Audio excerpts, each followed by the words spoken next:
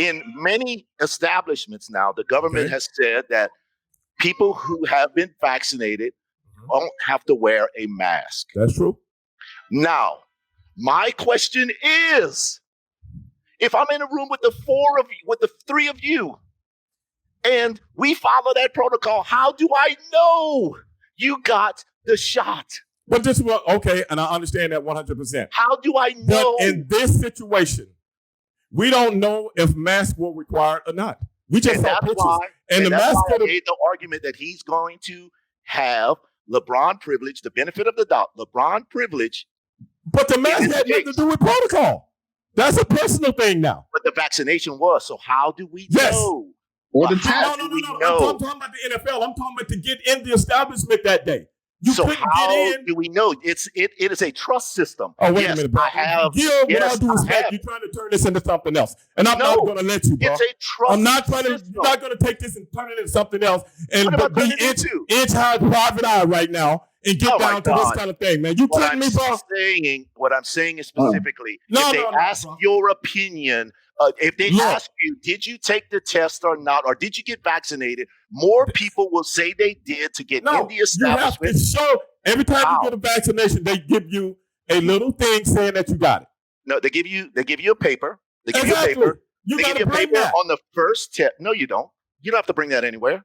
No, you had to bring it to this.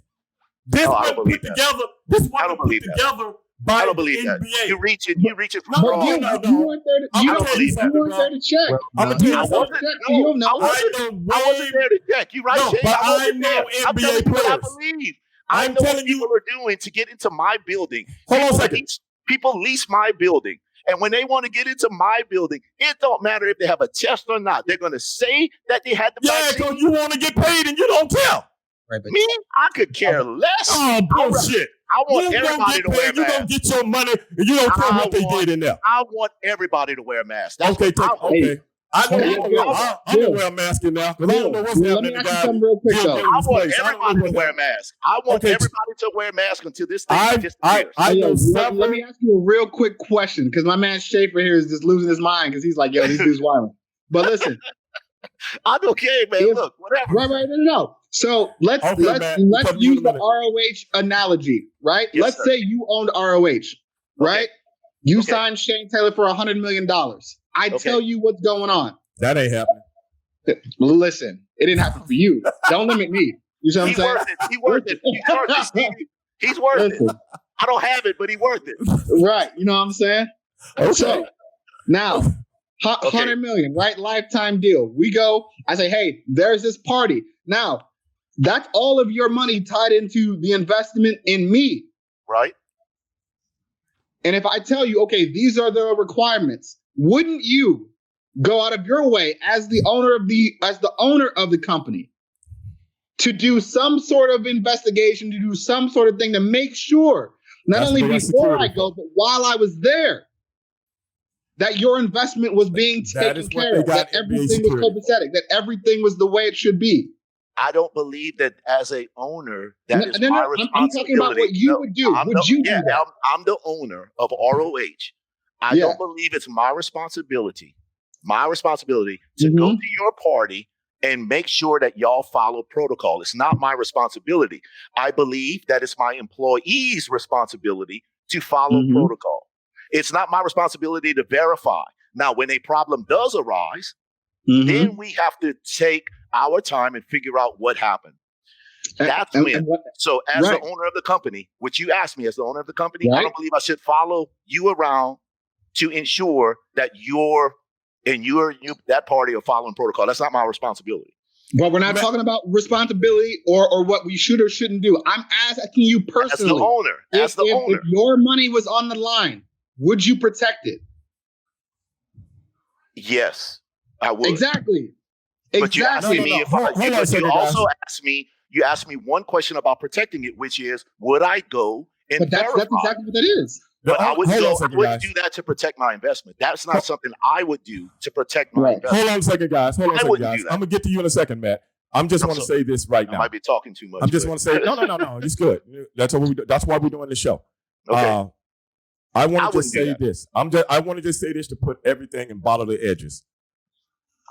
what Jason Whitlock put out there in his post and how Gil endorsed it, not knowing every single solitary thing before he endorsed it. That is what I had a problem with. And that is what I had a problem with Jason Whitlock. That is what I had a problem with.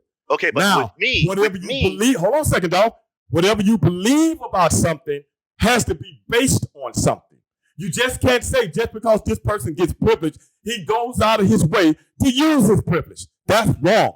And that's prejudgment. I didn't say that. You just said it now. No, I said I believe because he's a LeBron James, and you brought up Matt, made him a would-be point guard. Made him a would-be point guard. I'm going to explain it to you again so you can understand it. I didn't say LeBron would use his stature for privilege. I said the NBA will give him privilege. That is different. I didn't say LeBron give something that you already earned. You don't give nobody nothing. He earned it. Oh my God! Yes, you earned it. Do I have favorite employees. That beat it up to me. I don't want to talk about them. I'm talking about the greatest basketball player. I'm talking about the greatest basketball player to ever walk God's green earth. And I'm talking about the greatest manager. The greatest manager that ever walked God's green earth is going to get his pass. He's going to get a pass before the peons on the bottom. Hey, brother, do you know what it feels like to be the greatest? No. You know what that feels like? Yes, I do. Yes, I do. You could be almost a god. No, here we go. Yes, I do. Yes. Okay. Yes, I am the greatest father on earth. I know what it feels like to be the greatest. I'm the greatest father on earth. Okay, I give you that. I give you that one. Because I know what it feels like to be the greatest. I'm the greatest father on earth. Listen, I'm sitting here with two kids. I disagree. Hey, all y'all got to do is, if y'all look at me and follow my life day to day, there's nothing more important to me than my wife and my children. Nothing. Listen, I got you.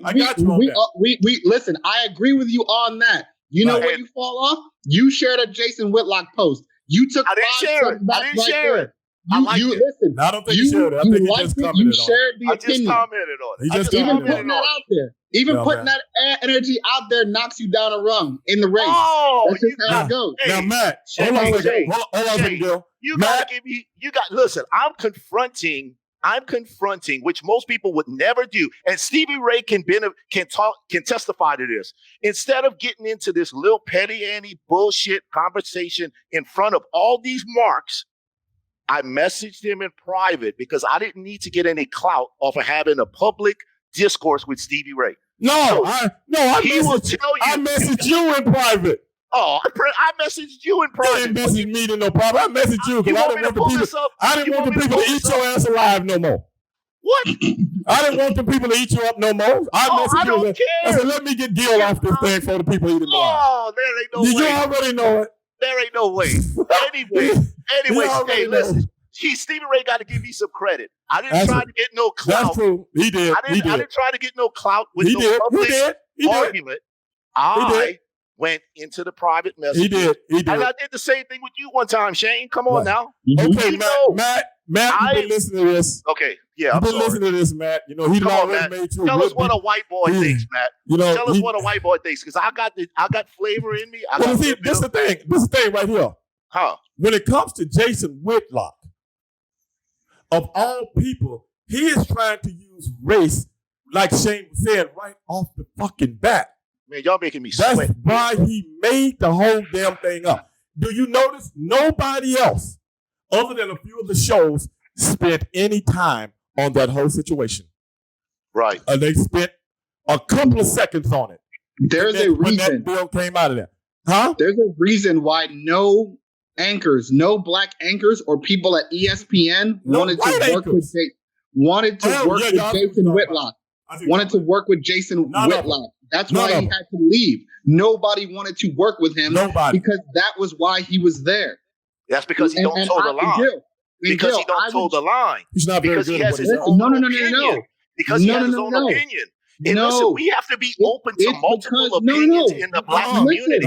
We can't fall for the one train of thought. We can be open to opinion, but when your job is to only promote negativity, especially over things that nobody's trying to be negative about. Right. Let's say, for example, let's say for example, Serena Williams wins a Grand Slam. What's negative about that? She goes out, she dominates a competition. You know what Jason Whitlock is paid to say? What? Serena's out there looking like a gorilla. How would you? Did he say that? That's what. Yes. Yes. That is who the fuck he is. And talk about a weight. That's an athlete. That's and you're the fattest couple shit on television, and you trying to talk about people. Talk about her weight. That woman fine. No. We agree. I'm just telling you. But I'm trying to give you some I don't know if you follow this guy. And listen, I'm trying to give you some insight as to who he is and what his level of reporting is. Right. Having a disagreement or a different train of thought is fine. We disagree on a lot of stuff, but we'll be able to sit down and be like, okay, I get that. Okay, I get that. That is what he does. One black person in America right now that has a different train of thought that we accept their point of view on. Name one. It depends on the subject. Which one, though? Where is it? Where is he? Alan West. Do you agree? Do we allow Alan West in the black community to speak his mind and his? Well, first of all, we don't. I can tell. What about a person like? We have a problem in our community when 95% of us vote Democrat. Hold on, wait a minute. And we have 95% of us have one train of thought. I'm gonna cut your mic off, dog. I'm gonna cut your mic off. I don't want to get into that right now. Don't do that. Right? That's my point. You keep trying to go somewhere. We're talking about sports. We're not talking about everyday stuff. We're also talking right now. But Stevie Ray. You're talking about that. Stevie Ray. You're talking about that. Shane mentioned that that other Jason black Whitlock, commentators, yes, who is a black journalist. So we keep it on sport. He's not. Keep it on sport. If you want to talk about you on CNN, so what? The point, but not right now. The point Shane not right now. The point Shane made was that we, or the black community, is okay with discourse and a different opinion by other black people. But name one. Yes, you did. Name one person. No. One black man with a different opinion. There's nothing wrong with discourse, period. No matter who it is you're talking to. I agree. There's nothing wrong with that. But hold on a second. I'm listening. But when you are a journalist and go out of your way to say negative things about a black athlete, every single time, and LeBron James, he does the same thing. Kobe Bryant did the same thing. It was somebody that put a clip on YouTube just 2 weeks ago and showed you all of these things this man had said. And I'm not a Jason Whitlock supporter. Again. No, I'm not saying you are. I'm not. That is, okay, hold on a second. I'm saying that is how this whole thing got started with you and I. Well, with you and I. It was because of a Jason Whitlock post. Statement. Of which you endorsed, and I wanted to get you on the show. And I still endorse the LeBron James privilege. I still believe it exists. We all know top athletes have privilege, but I was talking about a single solitary incident that went down that nobody is qualified to talk about because they're not there. But to put it in blatant terms, that this man did this because what Jason Whitlock said, a straight up bona fide hater. I mean, come on, bro. The NBA ain't that dumb. I don't support. The NBA ain't that dumb. I don't support hate, whether it be white on black, black on white. I'm just using that in the context of which I'm talking. Let Matt go, please. Conversation, unfortunately, is deviating a little bit, and I definitely want to see both of you get back on track. I think both of you guys are trying to get across, important, values, where you're coming from. There are a lot of things I do have to disagree with, just some of the things you said, Mr. Gil. Unfortunately, like last month, Las Vegas, 20,000 people. My buddy Joe couldn't go because he didn't have his vax card. He's totally vaccinated. So for large and live events and audiences and stuff like that, they are actually checking these. For small events, clubs, going into your dispensary, getting some weed, grocery stores, it's definitely not enforced at that moment, at that high volatile yet. So something like the NBA, a baseball game, large sporting events, right now they are trying to implement it, but in like anything, you can lie about anything. You could print up a piece of paper and lie. So there's always going to be bad apples in the world. I think the media, as someone who works in the media, now granted, I only sit behind, the cameras, and I manage all the commercials and content, but I ingest and I watch a lot of it. There is a large narrative, I think, on both sides, whether it's political, sports, where each side of a spectrum is trying to push an agenda. Religious. Whether that be religion, whether that be sport, politics, it doesn't matter. I mean, whether you've got anchors telling LeBron James to shut up and dribble a number of years ago, but I think the interesting thing you talked about was it's not, you keep associating LeBron James privilege when I think it's just all-star privilege. Throughout the history of animals, no matter what color or race you are, black or white, Indian, Mexican, Asian, you are going to get specific star treatment in any sort of facet. It doesn't even have to be sports.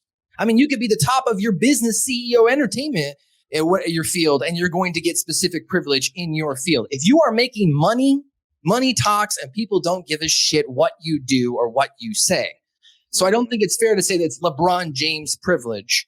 I think it's just more fair to say it's all encompassing sports. Star privilege. And I'll give you and Shane that argument. I will agree with that.